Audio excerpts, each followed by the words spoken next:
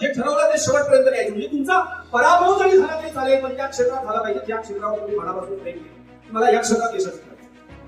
दुसरं, कितीही प्रतिकूल परिस्थिती असली तरी आपण कष्ट करणं सोडलं नाही. तिसरं आणि अत्यंत महत्वाचं उदाहरण देतो, जे तुम्ही काम करताय ते तुम्हाला मनापासून आवडलं पाहिजे. तुम्हाला माहिती आहे, हिंदुस्थान सोशलिस्ट रिपब्लिकन असोसिएशन होतं.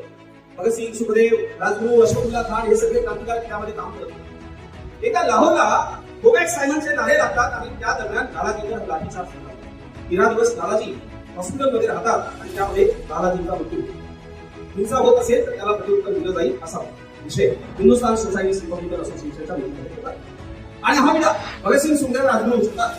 उचलल्यानंतर जो काही अधिकारी असतो ज्यांनी लालाजींवर लाठीचार्ज केला असतो त्या स्पॉटला पाहण्याचा विडा असतो, तो मारला जातो. आणि त्यावेळेला भगतसिंग जवळपास 9 फुटाची उंच भिंत असते, त्या भिंतीवरनं उडी मारून बसा. मला जे सांगायचं ते